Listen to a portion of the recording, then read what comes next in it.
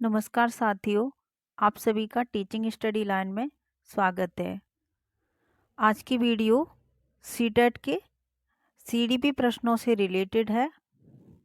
अगर साथियों आप हमारे चैनल पर पहली बार आए हैं तो हमारा चैनल टीचिंग स्टडी लाइन को सब्सक्राइब कर लें और वीडियो पसंद आए तो वीडियो को भी लाइक कर दें।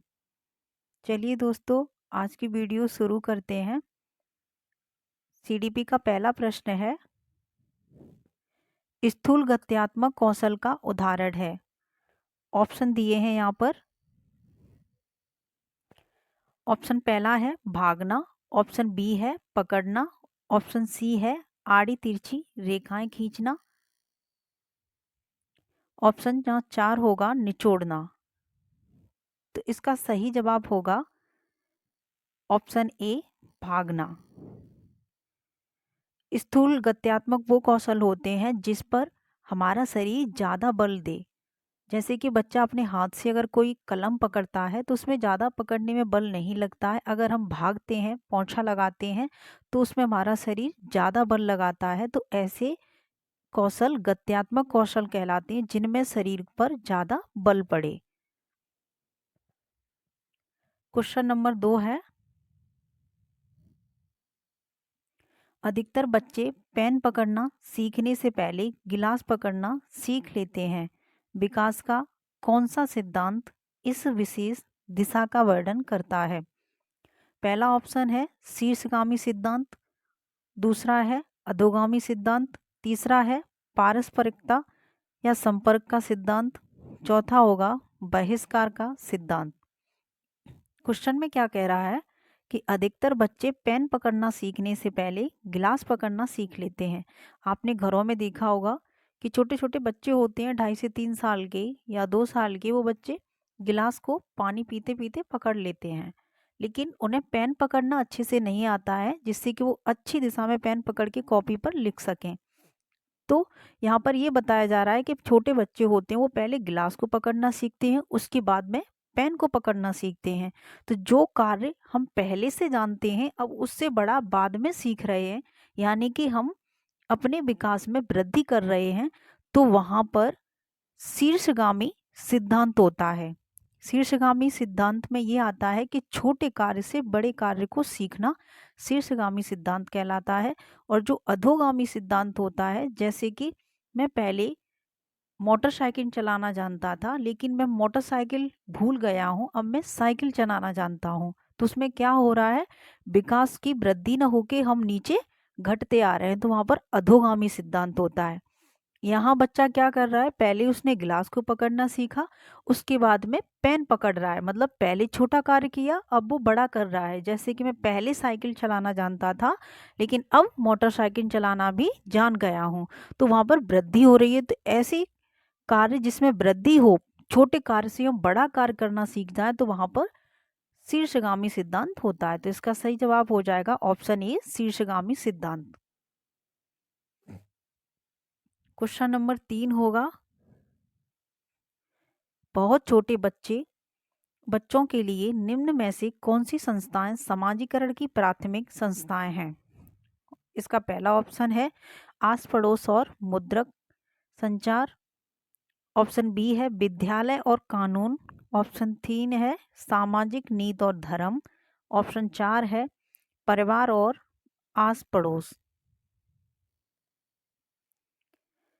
यहाँ पर इसका सही जवाब हो जाएगा ऑप्शन 4 परिवार और आस पड़ोस। क्वेश्चन में कह रहा था बहुत छोटे बच्चों के लिए निम्न में से कौन सी संस्थाएं समाजीकरण की प्राथमिक संस्थाएं हैं? बच्चा जब छोटा होता है 2.5 से 3 साल का, तो वो अपने परिवार में या आस पड़ोस से ही मम्मी पापा, पेन कलम, खेत, यहाँ वहाँ ऐसे शब्दों को सीखता है। वो विद्यालय या किसी कानून या धर्म इन सब चीज़ों में नहीं पढ़ता और ना ही वो वहाँ से ऐसे शब्द सीखता है। वो घर में रहता है और घर में ही घर के लोगों से ही ऐसे शब्दों को सीखता है।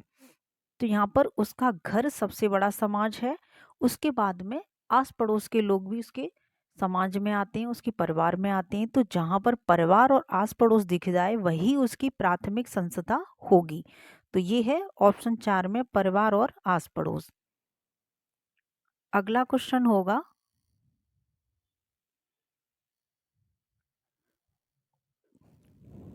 ऑप्शन नंबर 4 है, जीन पियाजे के संज्ञानात्मक विकास सिद्धांत के अनुसार बच्चे किस चरण में निगमनात्मक रूप से सोच सकते हैं। जीन पियाजे ने 4 सिद्धांत दिए थे।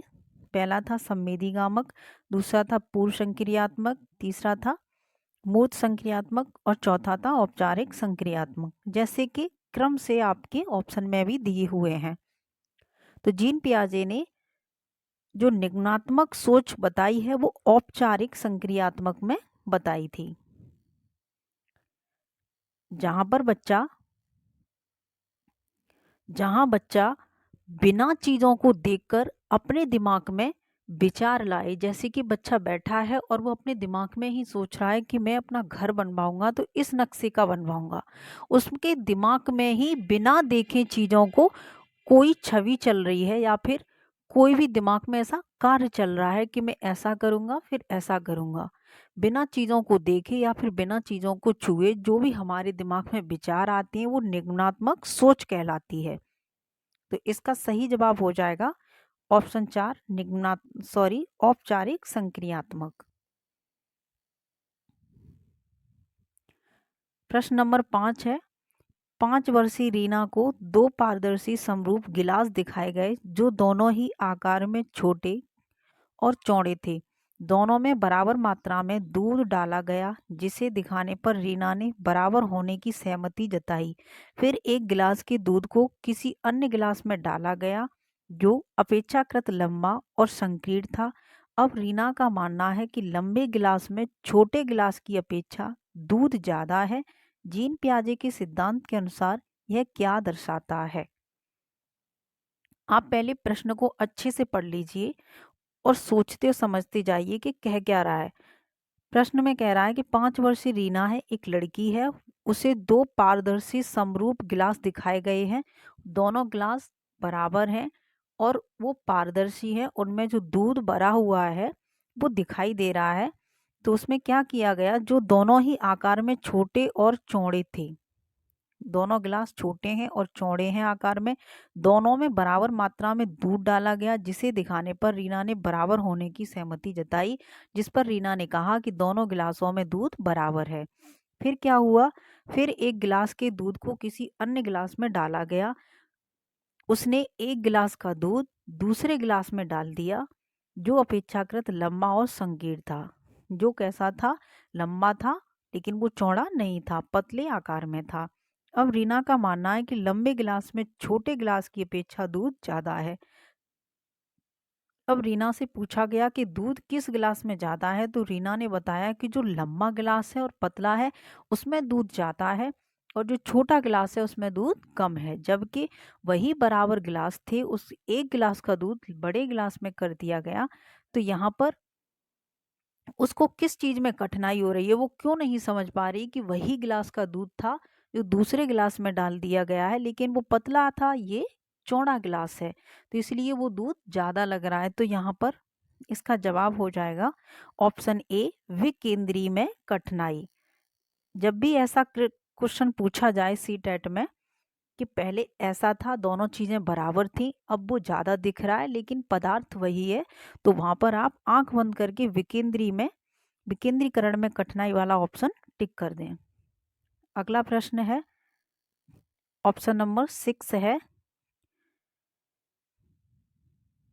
अनु का तर्क है कि केवल समाज ही तय कर सकता है कि क्या सही है, व्यक्तिगत रूप नहीं। लॉरेंस कोहलबर्ग के नैतिक विकास सिद्धांत के अनुसार यह उदाहरण किस चरण को दर्शाता है। कोहलबर्ग ने 6 सिद्धांत दिए थे, उसमें ये 4 सिद्धांत यहाँ पर लिखे हुए हैं। वो कह रहा है, अनु का तर्क है कि केवल समाज ही तय कर सकता है कि क्या सही है और क्या व्यक्तिगत रूप नहीं है। लॉरेंस कोहलबर्ग की नैतिक विकास सिद्धांत के अनुसार यह तर्क किस रूल में आती है। तो इसका सही जवाब हो जाएगा ऑप्शन सी, अधिकारिता एवं सामाजिक क्रम व्यवस्था अभिविन्यास। आप कोहलबर्ग के 6 सिद्धांत हैं, उन 6 सिद्धांतों को अच्छे से पढ़ लेना। और इसकी एक छोटी सी ट्रिक है, जहाँ पर समास दिख जाए तो वो सामाजिक वाला ही होगा। अगला प्रश्न होगा, प्रश्न नंबर 7 है, ले बाइगोत्स्की के विचारों के अनुसार निम्न में से विद्यार्थियों के अधिगम को पाठ प्रदान करने का कौन सा तरीका सही है। पहले प्रश्न को समझ लें, प्रश्न कह क्या रहा है। प्रश्न कह रहा है, एक वैज्ञानिक हैं बाइगोत्स्की, उनके विचारों के अनुसार विद्यार्थियों के अधिगम, अधिगम में होता है सीखना, सीखने में पाठ प्रदान करना, पाठ का मतलब होता है सहायता देकर बच्चे को आगे बढ़ाना। तो ये तरीका कौन सा सही है? इसने 4 ऑप्शन दिए हैं। पहला है उद्दीपन के द्वारा प्रतिक्रिया को अनुकूलित करना, दूसरा है सही जवाबों के लिए पुरस्कार देना, तीसरा है जरूरत पड़ने पर संकेत और इशारे देना, और चौथा है बिना चर्चा के सीधे जवाब बता देना। तो पहले तो आप सीधी सी बात समझ लीजिए, यहाँ पर वैज्ञानिक बाइगोत्स्की के विचारों के अनुसार ये कहा गया है कि अगर बच्चा किसी भी चीज़ में पिछड़ रहा है तो उसको वहाँ पर सहायता देकर उसके सहयोगी, सहपाठियों या शिक्षार्थी के द्वारा उसको आगे बढ़ाया जाए। अगर बच्चा कोई भी चीज़ सीखने में कठिनाई कर रहा है तो उसको वहाँ पर सहायता देकर आगे बढ़ाया जाए। बस इतनी सी बात है, और इसी बात को हम एक वैज्ञानिक भाषा में पाठ का रूप दे दिया गया है। तो यहाँ पर इसका सही जवाब हो जाएगा ऑप्शन सी, जरूरत पड़ने पर संकेत और इशारे देना, मतलब बच्चों को सहायता के द्वारा सिखा देना। ये ऑप्शन तो बिल्कुल गलत हो जाएंगे। अगर सी टेट के पेपर में आपको सीडीपी हो या किसी भी सब्जेक्ट में ऐसे शब्द आ जाएं, बिना चर्चा के सीधे जवाब देना, एनसीईआरटी इन चीज़ों के बिल्कुल खिलाफ है कि आप बिना चर्चा के क्लास को आगे बढ़ाना या बच्चों को सिखाना। बच्चों से पूछना ही चाहिए, उनके जवाब या प्रश्न उनको करने ही चाहिए, उनसे पूछना भी चाहिए। तो ये गलत हो जाएगा। अगर यहाँ ये आ जाए पुरस्कार देना, तो ये भी गलत होते हैं ऐसे ऑप्शन, ये नेगेटिव वाले कुछ इसमें ऑप्शन है। उद्दीपन के द्वारा प्रतिक्रिया को अनुकूलित करना, ये कहीं सही है, लेकिन ये बाइगोत्स्की के विचारों के अनुसार पाठ को पूछ रहा है, तो यहाँ पर ये भी ऑप्शन गलत हो जाएगा। अब सवाल नंबर 8 है,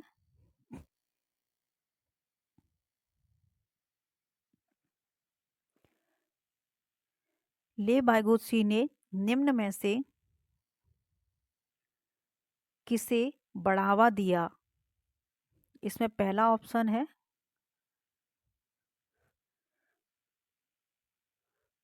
कंठस्थ स्मरण पर अत्यधिक जोर, नंबर 2 है सहयोगात्मक अधिगम, नंबर 3 है परीक्षा केंद्रित शिक्षा शास्त्र, नंबर 4 होगा मानकीकृत पाठ्यक्रम। यहाँ पर फिर से आ गया बाइगोत्स्की। तो बाइगोत्स्की ने जो 2 चीजें बताई, एक तो समाज पर इन्होंने जोर दिया है, इतना आप ध्यान रख लें। अगर बाइगोत्स्की का कहीं शब्द आ जाए कि इनके अनुसार क्या है, तो इन्होंने समाज पर जोर दिया है। सामाजिक या समाज कहीं भी शब्द दिख जाए तो आप बाइगोत्स्की पर टिक कर दें कि ये समाज और सामाजिक शब्द किसने दिया।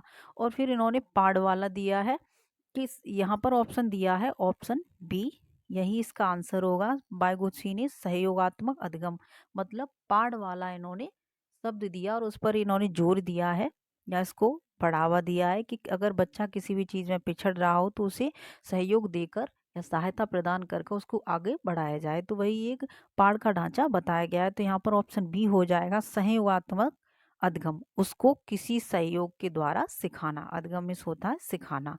ऑप्शन 3 हो जाएगा। यहाँ अगला प्रश्न है प्रश्न नंबर 9,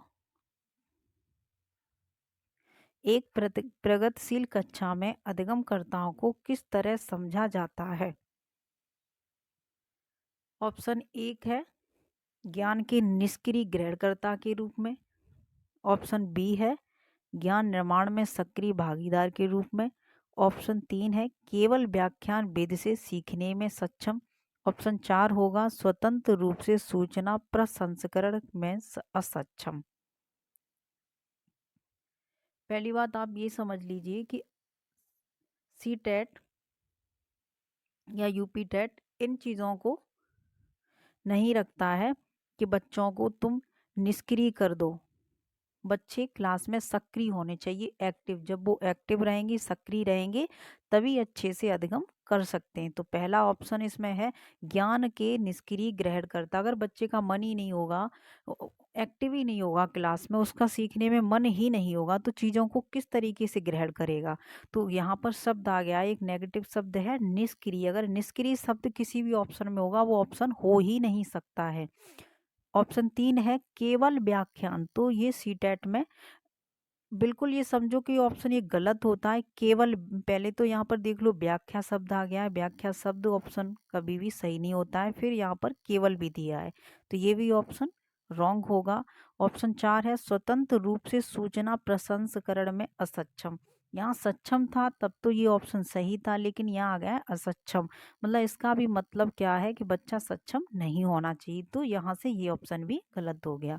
अब ऑप्शन 2 देखते हैं, ज्ञान निर्माण में सक्रिय। यहाँ शब्द पॉजिटिव है, ये सक्रिय भागीदार के रूप में। मतलब जब बच्चे को कोई भी चीज़ सिखाएं तो बच्चा कैसा होना चाहिए, क्लास में सक्रिय हो। सक्रिय होगा तभी वो अच्छे से उसमें भाग ले सकता है या सीख सकता है। तो इसका सही जवाब होगा ऑप्शन बी, ज्ञान निर्माण में सक्रिय भागीदार के रूप में। अब आपका अगला सवाल है क्वेश्चन नंबर 10।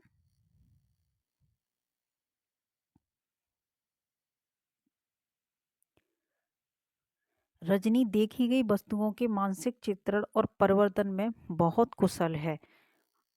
हार्वर्ड गार्डन के बहुबुद्धि सिद्धांत के अनुसार वह किस प्रकार की बुद्धि दर्शाती है।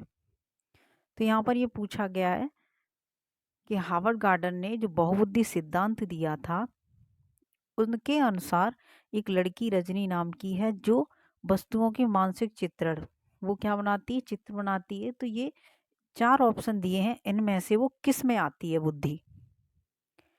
पहले हार्वर्ड गार्डन ने 4 प्रकार की बुद्धि दी थी, उसमें बताया है कि ये वाली बुद्धि इसमें आती है, ये वाली बुद्धि इसमें आती है। तो यहाँ पर ऑप्शन दिए हैं भाषाई बुद्धि, नंबर 2 है संगीती, नंबर 3 है स्थानिक, नंबर 4 है अंतर व्यक्तित्व। तो यहाँ पर जो मानसिक चित्रण आएगा वो आएगा आपका ऑप्शन 3, स्थानिक बुद्धि। आपका अगला हो जाएगा प्रश्न नंबर 4, सॉरी प्रश्न नंबर 11। अपने विचारों का मौखिकीकरण जेम्स को दिए सवालों का जवाब ढूंढने में अक्सर मदद करता है, यह कथन क्या दर्शाता है। अपने विचारों का मौखिकीकरण जेम्स को दिए सवालों का जवाब ढूंढने में अक्सर मदद करता है। तो यहाँ पर ऑप्शन है भाषा और संज्ञान संबंधित नहीं है। क्या भाषा के बिना संज्ञान एक्टिव रह सकता है, सक्रिय रह सकता है। दूसरा है जैविक परिपक्वता भाषा विकास के लिए जिम्मेदार है। ऑप्शन 3 है भाषा संज्ञान को सुसाधित करती है। ऑप्शन 4 है भाषाई अभिव्यक्ति के हस्तक्षेप में संज्ञान में देरी आ जाती है। तो पहला ऑप्शन कह रहा है भाषा और संज्ञान संबंधित नहीं है, तो ये गलत है, भाषा और संज्ञान आपस में संबंधित हैं। ऑप्शन दूसरा है जैविक परिपक्वता भाषा विकास के लिए जिम्मेदार नहीं है, ये भी गलत है। वातावरण और जैविक परिपक्वता बहुत बहुत जिम्मेदार है, और भाषा, इन सब का ही रोल होता है, तभी बच्चा आगे बढ़ पाता है या तभी मनुष्य अपने विकास कर सकता है। ऑप्शन 4 होगा भाषाई अभिव्यक्ति के हस्तक्षेप में संज्ञान में देरी आ जाती है। क्या ऐसा है, तो बिल्कुल भी नहीं है। तो इसका हो जाएगा ऑप्शन 3, संज्ञान। संज्ञान यानी कि बुद्धि और भाषा को सुशोभित करती है, भाषा संज्ञान को सुसाधित करती है।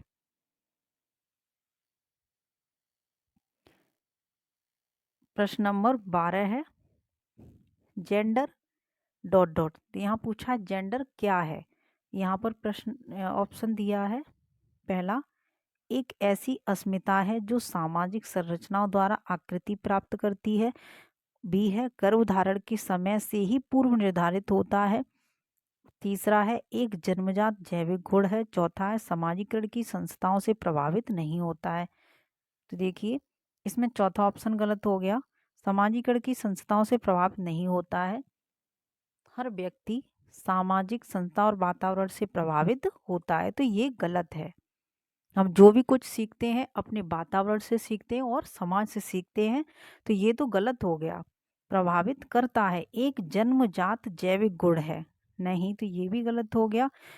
यहाँ दूसरा है गर्भधारण के समय से ही पूर्व निर्धारित होता है, तो ये हो नहीं सकता, गर्भधारण से पहले ही निर्धारित हो जाए। यहाँ पहला होगा एक ऐसी अस्मिता है जो सामाजिक संरचना द्वारा आकृत प्राप्त करती है। देखो समाज और वातावरण ही हम सबको नाम दे देता है अलग अलग, तो इन चीज़ों को तो हम बिल्कुल इग्नोर नहीं कर सकते। सवाल नंबर 13 होगा विभिन्न सामाजिक आर्थिक और सांस्कृतिक पृष्ठभूमि के बच्चों से युक्त कक्षा में विविध पाठ्यक्रम होने से सभी छात्रों के सीखने के अनुभव समृद्ध होते हैं, यह कथन है। पहले प्रश्न को समझ लीजिए, क्या कह रहा है कि विभिन्न सामाजिक, अलग अलग समाज की चीजें, आर्थिक और सांस्कृतिक पृष्ठभूमि के बच्चों से युक्त कक्षा में विविध पाठ्यक्रम होने से, विविध में होता अलग अलग पाठ्यक्रम होने से सभी छात्रों के सीखने के अनुभव समृद्ध होते हैं। तो ये चीज़ सही है क्योंकि बच्चे अपने साथियों से कई कौशल सीखते हैं। आगे देखिए, आगे का ऑप्शन है सही है क्योंकि यह कक्षा को अधिक श्रेणीबद्ध बनाता है। तो जहाँ पर अधिक आ जाए कम आ जाए तो ऐसे ऑप्शन तो बिल्कुल नहीं हो सकते हैं। तो ये भी क्या हो जाएगा, ये गलत हो जाएगा क्योंकि इसमें पहले नेगेटिव एक चीज़ आ गई अधिक। ये कुछ सीटेट को निकालने की ऐसी ट्रिक है जिस पर देखकर तुम उसे तुरंत गलत कर सकते हो। ये ऑप्शन गलत है। ऑप्शन 3 है गलत है क्योंकि इसमें अनावश्यक प्रतिस्पर्धा है। प्रतिस्पर्धा को कंपटीशन बोलते हैं, अनावश्यक तो कंपटीशन शब्द आ जाए या फिर प्रतिस्पर्धा शब्द आ जाए तो ये एक सीटेट के लिए नेगेटिव शब्द है। तो ये वाला ऑप्शन देखकर ही एकदम शब्द देखो और गलत कर दो। चौथा है गलत है क्योंकि यह बच्चों को भ्रमित करता है और वे खोया हुआ महसूस करते हैं। बच्चों को भ्रमित करता है। सामाजिक आर्थिक और सांस्कृतिक पृष्ठभूमि नहीं, बच्चा अलग अलग समाज से आएगा, अलग अलग संस्कृति से आएगा, तो हम उसके साथ में बैठेंगे। अलग समाज का बच्चा या अलग संस्कृति का बच्चा दूसरी संस्कृति इसको देखेगा तो उससे सीखेगा कि ये संस्कृति उस देश की है, ये संस्कृति उस प्रदेश की है। तो ये भ्रमित नहीं करता है, बच्चों को सिखाता है। तो इसमें सही ऑप्शन हो जाएगा ऑप्शन ए। सही है क्योंकि बच्चे अपने साथियों से कई कौशल सीखते हैं। अगला प्रश्न 14 है, अधिगम के लिए मूल्यांकन किस प्रकार का होना चाहिए। ऑप्शन है संदर्भित, ऑप्शन 2 है मानकीकृत, ऑप्शन तीसरा है मानदंड संदर्भित, ऑप्शन चौथा है अध्यापक अभिमुखी। तो इसका सही जवाब हो जाएगा ऑप्शन ए। कोई भी चीज़ है तो वो संदर्भित होनी चाहिए, जो दिया है उसके संदर्भित होनी चाहिए। तो यहाँ पर ऑप्शन ए सही हो जाएगा। मानकीकृत आ जाए ये भी गलत है। मानदंड ऐसे कुछ चीज़ें ऐसे शब्द आ जाएं तो वो गलत होते हैं। अध्यापक अभिमुखी नहीं होता है, यहाँ पर छात्र अभिमुखी होता है। तो ये होता तो ये सही हो जाता, मानकीकृत, मानदंड और ये अभिमुखी, अध्यापक अभिमुखी। तो ऐसे ऑप्शन हो तो उन्हें देखकर ही गलत कर दिया करो क्योंकि ये सीटेट के लिए नेगेटिव है। अगर आपको सीटेट जल्दी पास करना है तो ये कुछ नेगेटिव शब्द हैं, उनको देख लीजिए और देखकर तुरंत उन्हें क्रॉस कर दीजिए। सवाल नंबर 15 है, एक अध्यापिका द्वारा अपनाई गई कौन सी युक्ति विद्यार्थियों में सृजनात्मक सोच को बढ़ावा देती है। ऑप्शन पहला है बड़े बड़े गद्य कंठस्थ याद करने के लिए। तो ये भी एक नेगेटिव शब्द है, कंठस्थ याद करना। सीटेट में ऐसे शब्द अलाउड नहीं है, कंठस्थ याद करना। ये ऑप्शन गलत हो जाएगा, देखकर ही गलत कर दो, आगे मत पढ़ो। ऑप्शन बी होगा किसी समस्या को दर्शाने के अभिसारी तरीकों को प्रोत्साहित करना। अभिसारी होता है एक ही, अपसारी होता है कई सारे, ठीक है। तो अभिसारी तरीके नहीं होते हैं, ये कॉलेज के लिए होता है। ऑप्शन तीसरा हो जाएगा प्रकार्यात्मक स्थिरता को पुरस्कृत करना। तो यहाँ पर पुरस्कृत शब्द आ गया है, तो इसे देखकर हम ये भी गलत कर देंगे। अब ऑप्शन चौथा बचा, इसे देख लो, ऐसी समस्याएं प्रस्तुत करना जिनके लिए नवचारी समाधान खोजने, यहाँ पर कटा हुआ है। इसका यही हो जाएगा। इसमें मैं बताती हूँ, ऐसी समस्याएं प्रस्तुत करना जिनके लिए नवचारी समाधान खोजने के साधन बने। यहाँ पर ऐसे बच्चों से प्रश्न करना जहाँ बच्चे सोचें उस बात के बारे में कि ऐसा होता है, और बच्चे बच्चे अच्छी अच्छी चीज़ें या फिर नई नई चीज़ों की खोज करें। तो ऐसे ऑप्शन को हम पॉजिटिव मानते हैं, और ऐसी सोच को हम सृजनात्मक सोच कहते हैं, जिसमें खोज करके सीखना हो, अपने आप से करके सीखना हो। तो ऐसी चीज़ें हमें सृजनात्मक सोच बनाती हैं। अगला प्रश्न हो जाएगा, जहाँ पर दिया है पूरा है इसका ऑप्शन, ऐसी समस्याएं प्रस्तुत करना जिनके लिए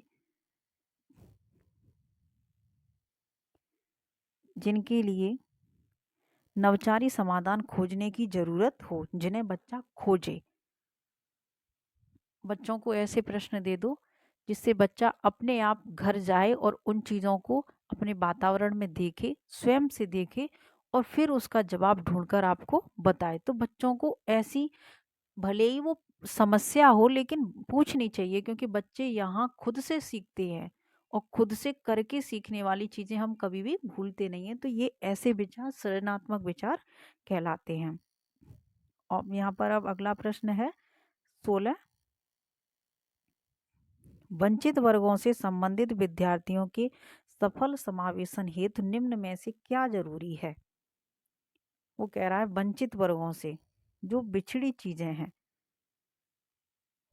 पहला है ऑप्शन अनम्य पाठ्यक्रम, ऑप्शन बी है परीक्षा केंद्रित शिक्षा शास्त्र, तीसरा होगा उचित समायोजन, चौथा होगा इसमें ऑप्शन दुर्गम इमारती संरचना। तो यहाँ पर देखिए, यहाँ पर दिया है सफल समावेशन हेतु।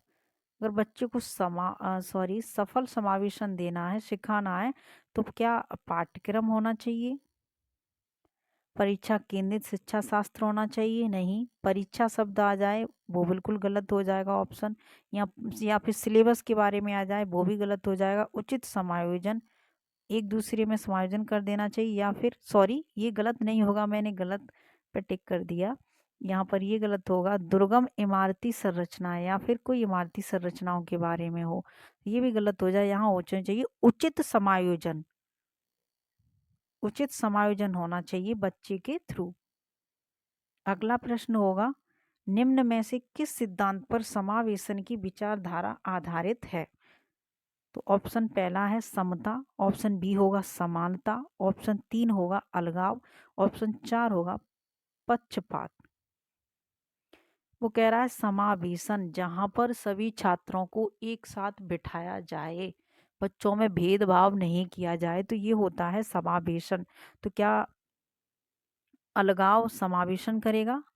अलगाव में से आप समझ रहे होंगे, अलग करना, भेदभाव करना, पक्षपात करना बच्चों में आपस में, कि आप अच्छा करते हो, आप अच्छा नहीं करते हो, या फिर आप इतना कर सकते हो, वो इतना कर सकता है। तो ये भी गलत होगा, हमें बच्चों में भेदभाव नहीं करना है, और ना ही किसी बच्चे का हमें पक्षपात करना है, ये दोनों गलत हो जाएंगे।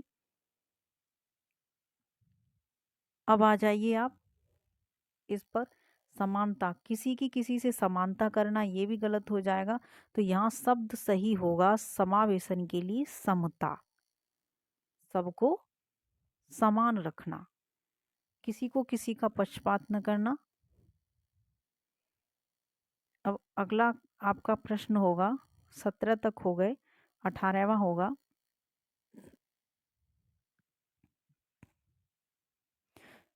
अवधान न्यूनता अति सक्रियशीलता विकार से जूझते विद्यार्थियों में निम्न में से कौन सा अवलक्षण अक्सर पाया जाता है। पहला ऑप्शन है उच्च स्तरीय तौर से व्यवस्थित होना, दूसरा है बहुत सचेत होना, तीसरा है लंबे निर्देशों को सुनते समय धैर्यवान रहना, चौथा है आकुल होना। मैं थोड़ा जल्दी जल्दी बताती हूँ। यहाँ पूछ रहा है अवधान न्यूनता अति सक्रियशीलता विकार से जूझते जूझते विद्यार्थियों में निम्न में से कौन सा कौशल अवलक्षण अक्सर पाया जाता है। जो बच्चा ज्यादा अति क्रियाशील होता है उसमें क्या होता है, उच्च, यहाँ पर शब्द आप देख लें, अवधान न्यूनता, अवधान कमी, न्यूनता अति सक्रिय बच्चा होता है उसमें क्या एक कमी होती है। उच्च स्तरीय और तौर से व्यवस्थित होना, ये भी नहीं होगा। बहुत सचेत होना, वो बच्चा एक्टिव नहीं होगा। लंबे निर्देशों को सुनते समय धैर्यवान रहना नहीं, क्योंकि उसमें पूछ रहा है सक्रिय नहीं पूछ रहा, अति क्रियाशीलता, सॉरी आगे पूछ रहा है अवधान न्यूनता मीन्स कम। तो कम अति क्रियाशीलता ये शब्द कहीं भी आ जाए, न्यूनता अति क्रियाशीलता उसमें लगा देना। आकुल होना, जो एकदम भ्रमित हो जाए घबरा जाए, तो उसमें ये कमी पाई जाती है। प्रश्न नंबर 19 होगा, सृजनात्मक विद्यार्थियों के बारे में निम्न में से क्या सही है। जो चीज़ों को बहुत अच्छे से क्रिएटिविटी उनमें ज़्यादा पाई जाती हो, तो ऐसे विद्यार्थी में क्या होता है, क्या पहचान होती है ऐसे विद्यार्थियों की। वे कार्य को समझने में काफ़ी समय लेते हैं। नहीं, जो बच्चा क्रिएटिव होगा वो चीज़ों को एकदम से समझ लेता है, उसके दिमाग में चीज़ें बहुत जल्दी आ जाती हैं, वो कैप्चर अच्छे से कर लेता है। ऑप्शन बी होगा, वे नवीन और मूल विचार सुझाते हैं। यहाँ शब्द मिल रहा है नवीन। अभी मैंने आपको प्रश्न में बताया था कि बच्चों को ऐसे सवालों में उलझा देना जहाँ वो बच्चे अपने आप से क्वेश्चन करें या अपने आप से ढूंढ कर लाएं या खोजबीन करें प्रश्नों की। तो खोज शब्द और नवीन शब्द और मूल विचार, ये शब्द कुछ पॉजिटिव होते हैं, ये शब्द आपको मिल जाए वो ऑप्शन 99% सही होगा। मूल विचार सुझाते हैं, तो ये ऑप्शन सही हो जाएगा। वे अपने सहपाठियों के मुकाबले संज्ञानात्मक विकास में पिछड़े होते हैं। नहीं, मुकाबला यहाँ सहपाठियों से, हमें किसी से भी किसी की कंपटीशन नहीं करानी है, तो यहाँ सहपाठियों की मुकाबला आ गया, तो ये गलत हो जाएगा। संज्ञानात्मक विकास में पिछड़े होते हैं। चौथा होगा, उन्हें विषय वस्तु को समझने में काफ़ी मेहनत लगती है। नहीं, जो सृजनात्मक विद्यार्थी होते हैं वो क्या करते हैं, वे कार्य को समझने में काफ़ी समय लेते हैं। सॉरी, यहाँ चारों गलत हो रहे हैं। क्या पूछ रहा है, ये क्वेश्चन गड़बड़ कर दिया मैंने। हाँ, ये बचा है, ये सही हो गया। ऑप्शन बी, वे नवीन और मूल विचार समझाते सुझाते हैं, तो ये ऑप्शन सही हो जाएगा। वे नवीन और मूल विचार सुझाते हैं। मैंने ऑप्शन पे पीछे टिक कर दिया, मुझे लगा मैंने सारे ही गलत कर दिए। अगला प्रश्न है,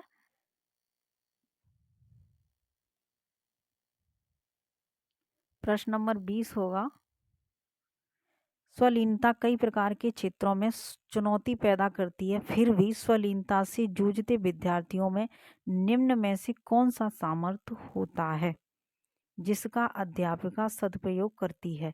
तो इसका ऑप्शन होगा पहला, व्यापक तथ्यात्मक जानकारी का प्रतिधारण। ऑप्शन बी है सामाजिक परिस्थितियों का सही विवेचन। ऑप्शन तीसरा होगा संज्ञानात्मक नम्यता। चौथा होगा अपनी भावनाओं का सटीक संप्रेषण। वो कह रहा है कि स्वलीनता कई प्रकार के क्षेत्रों में चुनौती पैदा करती है, फिर स्वलीनता से जूझते विद्यार्थियों में निम्न में से कौन सा सामर्थ्य जिसका अध्यापिका सदुपयोग करती है। ऑप्शन देख लो, पहला है व्यापक व्यापक तथ्यात्मक जानकारी का प्रतिधारिता, तो यहाँ पर आ रहा है जानकारी।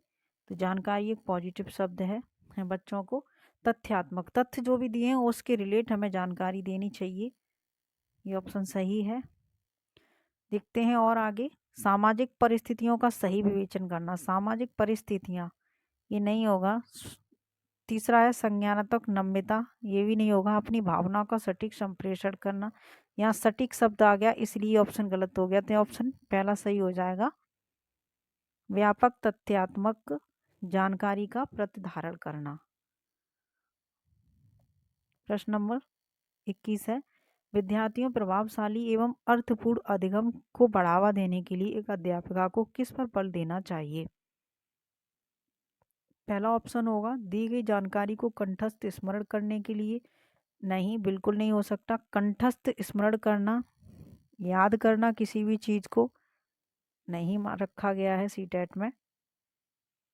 ऑप्शन बी होगा विद्यार्थियों में प्रतिस्पर्धा, फिर से आ गया कंपटीशन वाला प्रतिस्पर्धा, ये गलत हो जाएगा। हमें एक दूसरे बच्चों में कभी भी कंपटीशन नहीं कराना चाहिए कि कौन सा बच्चा ज़्यादा कर सकता है कौन सा कम कर सकता है। यहाँ पर बच्चों को जो कम करेगा उसे गिलानी फील होगा और वो अपने विकास में वृद्धि नहीं कर पाएगा। तो हमें ऐसा नहीं करना चाहिए, बच्चों में कंपटीशन नहीं कराना चाहिए। ऑप्शन 3 हो जाएगा व्यवहार के अनुकूल के लिए। आगे देखते हैं, पाठ्य सामग्री को वास्तविक जीवन संदर्भ से जोड़ने के लिए। तो यहाँ पर चौथा ऑप्शन सही हो जाएगा।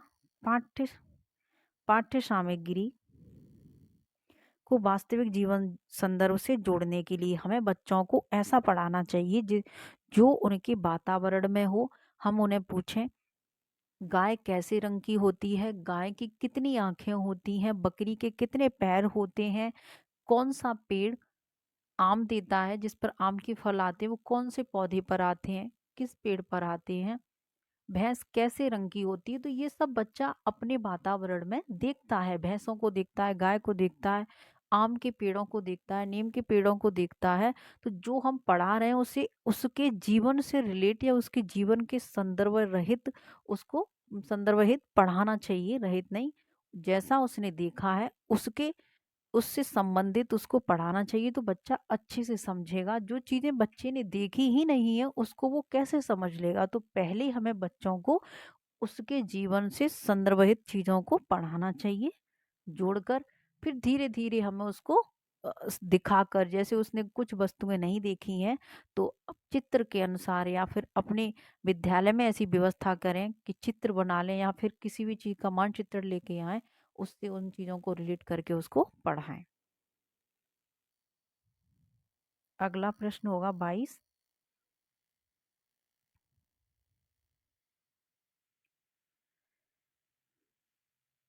निम्न में से कौन सा अपागम विद्यार्थियों के ज्ञान अर्जन की योग्यता कमतर आंकता है।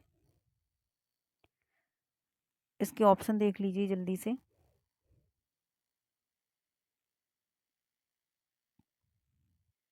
पहला है खोजी अधिगम। खोजा शब्द यहाँ पर पॉजिटिव है। देखते हैं इसने क्या पूछा है। उपागम विद्यालयों के ज्ञान अर्जन, ग्रहण करना, अर्जन का मतलब है यहाँ पर ज्ञान अर्जन करना, कमतर आंकता है। यहाँ उसने कम बताया है। ठीक है, आगे देखते हैं। इसमें कमतर बताया है मतलब नेगेटिव शब्द आपको ढूंढना है। कम आंकता है, क्या चीज वो कम आंकता है, बच्चा कैसा होगा। अगर खोजेगा तो चीजों को अच्छे से पढ़ेगा। कम क्यों, पूरे मन से उसको पढ़ेगा, पूरा ध्यान देगा। सहयोगात्मक अधिगम जो अभी बायगोत्सी ने दिया था पाठ, तो उसमें सहयोगात्मक था। अगर बच्चा पिछड़ा रहा हो तो उसे सहयोग से आगे बढ़ाना चाहिए। तो ये तो सही है, ये तो इसका सही जवाब नहीं होगा क्योंकि उसने नेगेटिव पूछा। सहज अनुमान लगाना, जो सही हो वो अनुमान लगाना, ये भी पॉजिटिव है। यहाँ है निष्क्रिय नकल, निष्क्रिय नकल, तो ये नेगेटिव है, ये सही हो जाएगा। प्रश्न नंबर 23 है। किसी नए संप्रत्यय को पढ़ाने के समय एक अध्यापिका विद्यालय की अध्यापिका को विद्यार्थियों के पूर्व ज्ञान को सक्रिय करना चाहिए। वो कह रही है किसी नए संप्रत्यय को पढ़ाने के समय एक अध्यापिका को विद्यार्थियों के पूर्व ज्ञान को सक्रिय करना चाहिए। ये सही बात है। बच्चा अगर साइकिल को चलाना जानता होगा तो उसे पता होगा कि साइकिल में कैसे ब्रेक लगते हैं, उसको कैसे चलाया जाता है, कहाँ पैडल होते हैं। तो तभी हम मोटरसाइकिल चलाने की बात उसके आगे रख सकते हैं कि ऐसे चलाया जाता है तो ऐसे। यानी कि पूर्व ज्ञान जो बच्चा पहले से सीखा हुआ है उस ज्ञान को उसे याद दिलाना चाहिए, उसको सक्रिय करके विद्यालय में उसको ज्ञान अर्जन कराना चाहिए। दूसरा ऑप्शन है, ये ऑप्शन, ये कुछ प्रश्न जो किया गया है वो सही होगा। दूसरा है, इसमें तर्क दिया है आर, अधिगम अधिक प्रभावशाली होता है जब विषय वस्तु जानकारी के असंबंधित खंडों के रूप में प्रस्तुत किया जाता है। सही विकल्प चुनिए। अब इसमें देख लीजिए क्या है। ए और आर दोनों सही है तथा आर ए की सही व्याख्या करता है। हाँ, अभी जो इसमें आर दिया गया था, आर दिया गया है तो वो इसके ऊपर दिया गया है कि सही है या नहीं है। तो आर कह रहा है अधिगम अधिक प्रभावशाली होता है। सही बात है, जब विषय वस्तु जानकारी के असंबंधित खंडों के रूप में प्रस्तुत किया जाता है। तो ये इसकी सही व्याख्या करता है। यहाँ पर दोनों सही हैं तो ऐसा ऑप्शन देख लो जिसमें दोनों सही हो। ए और आर दोनों सही हैं तथा आर ए की सही व्याख्या करता है, तो इसमें यही सही हो जाएगा। आगे अब क्या देखना, इसको गलत कर दो। अब अगला प्रश्न होगा 24। अधिगम की प्रकृति डॉट डॉट और डॉट डॉट है। अधिगम की प्रकृति कैसी है? अब यहाँ पर आप ऑप्शन पे आ जाइए डायरेक्ट। इसमें चौथा दिया है निष्क्रिय व्यक्तिगत। इसमें पहला तो निष्क्रिय मिल गया, ये नेगेटिव शब्द है, ये गलत हो जाएगा। दूसरे में भी निष्क्रिय और सामाजिक, पहला दूसरा दूसरे दूसरे शब्द, ये सामाजिक और व्यक्तिगत ये तो सही भी है, लेकिन यहाँ पर ये निष्क्रिय मिल गया इसलिए ये दोनों गलत हैं। यहाँ पर देख लीजिए अधिगम की प्रकृति कैसी है, सक्रिय और व्यक्तिगत है। व्यक्तिगत शब्द है, ये गलत हो गया, सॉरी सॉरी। तो यहाँ पर क्या हो जाएगा, ऑप्शन ए हो जाएगा। अधिगम की प्रकृति कैसी है, सक्रिय है, सक्रिय है, सक्रिय और सामाजिक। तो इसमें पहला ऑप्शन सही होगा, सक्रिय और सामाजिक। अगला है निम्न में से कौन सी युक्तियां समाधान के लिए प्रभावशाली हैं? इसका पहला ऑप्शन है स्मृत सहायक विधियां, अन्वेषण, प्रक्रियात्मक स्थिरता और कलन विधि। यहाँ पर ये दिया गया है, युक्तियां बताई गई हैं कि स्मृत सहायक विधि है। क्या याद करना सहायक विधि है? तो अभी हमने बताया था याद करना या स्मृति शब्द जो होते हैं वो गलत होता है, ये ऑप्शन तो गलत ही हो गया।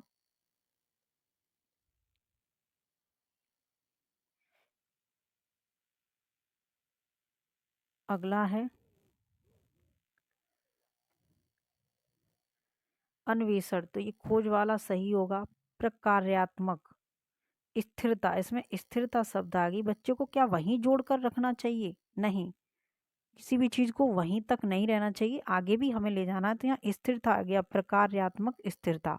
कलन विधि, ये कलन विधि जहाँ पर हम गणित के सवालों को सिखाते हैं तो वहाँ पर ये प्रयोग की जाती है। तो इसमें दूसरा और चौथा सही होगा। इसमें स्मृत सहायक विधि मेरी समझ से इसमें सही नहीं है, तो इसमें दो होने चाहिए और इसमें किसी भी ऑप्शन में दो नहीं दिए हैं। तो अगर आपको ये इतना देख लीजिए, ऑप्शन पे मत जाइए, अगर आपको ये दोनों शब्द मिल जाए अन्वेषण और कलन विधि तो ये पॉजिटिव है, तो ये टिक कर दें।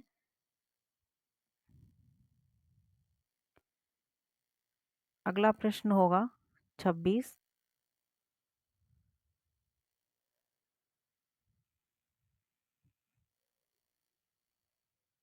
एक अध्यापिका को विद्यार्थियों को अपने विचार साझा करने के लिए प्रेरित करना चाहिए, चाहे वे विचार भ्रांतियां ही क्यों न हो। दूसरा है, यहाँ पर ये प्रश्न कट गया है इसलिए मैं इसको छोड़ रही हूँ। अगला प्रश्न देखते हैं हम।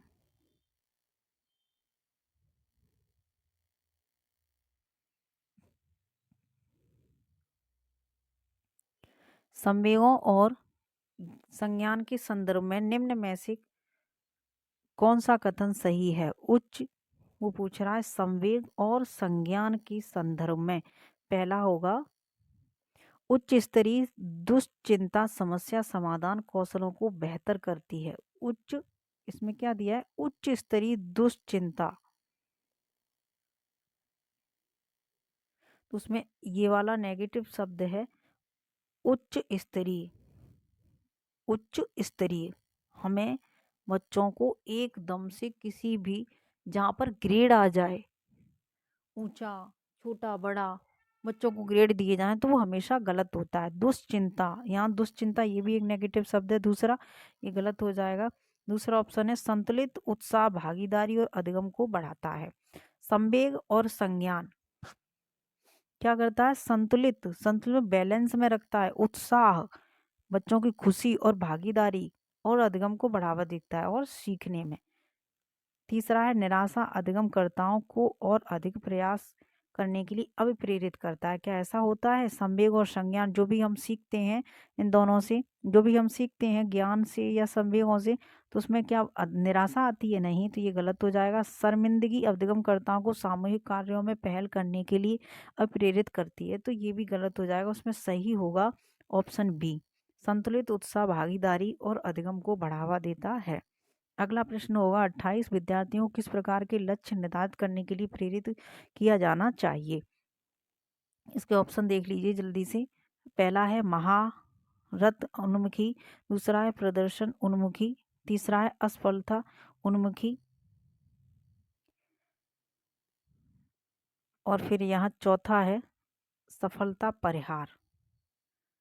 तो आपका कौन सा सही हो जाएगा इसमें ऑप्शन? आपका पहला सही हो जाएगा महारत उन्मुखी।